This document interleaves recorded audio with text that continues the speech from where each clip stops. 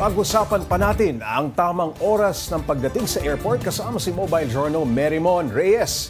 Merymon, yung viral video na yan, ano ba eksaktong nangyari dyan? May mga detalye ba tayo nakuha? Hindi malinaw kasi una sa lahat, nung sumabog na to, na-delete na agad yung live video na yung replay niya. So, puro streams online na lang nakukuha natin. Pero ang malinaw doon, nangyari siya sa Clark International Airport. Okay. Yung airline na involved doon, nung tinignan ko ay parang Taiwan-based international airport siya.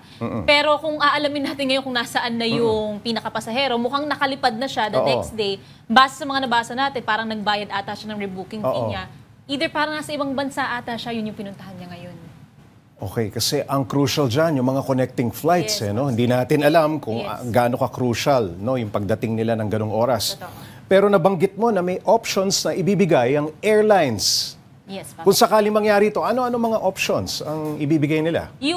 Kasi nung nakausap natin si First Officer Steve Dailisan, hindi naman yun applicable sa lahat kasi iba-iba nga daw ang protocols ng airlines. Pero ang pinaka-option nga dyan, pagdating daw doon sa rebooking, case-to-case basis siya if magkakaroon ba ng amends or compromises, if isa-shoulder yung rebooking fee. Pero again, depende kasi yun doon sa situation. If yung reason for the delay ba is dahil sa airport, if dahil ba yun sa personal causes nung pasahero, maraming kailangang salain tungkol doon. Pero rest assured naman daw na lahat madadaan sa maayos na usapan. Doon sa rebooking fee, hindi naman mura. Hindi, no?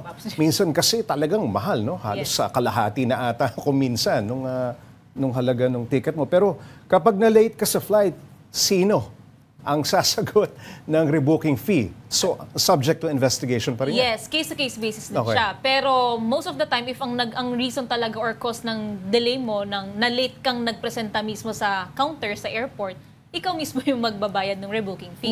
Narinig ko bahagya, no, yung audio nung nagrereklamong pasahero. At ang sinasabi niya, kapag kayo ang nalilate, pagka aeroplanong nalilate, naghihintay kami patiently.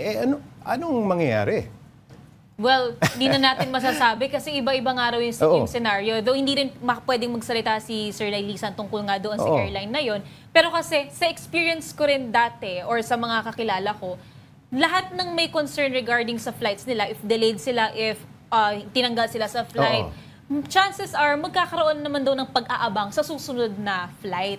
Correct. Pero doon papasok yung usapan ng yung fee. Siyempre, kung biglaan ka nang kukuha ulit ng next ticket, minsan mas mahal na siya. Correct. So, kailangan mong ma-consider ahead of time yung mga ganitong detalye. Pero para maiwasan to, pumunta ng mas maaga. Hindi daw siya unspoken rule. Written rule yung pagiging maaga. Hindi lang yan yung problema Kung nakapag-book ka ng hotel, halimbawa. Yes, isang araw hindi mo magagamit. And kailangan mo nang i-coordinate sa kanilang lahat yun. Yung sa travel agency mo, sa hotel mo, sa accommodation mo, lahat ng may kinalaman na nag-expect sa pagdating mo. Alright, maraming salamat. Mobile Journal Merymon Reyes.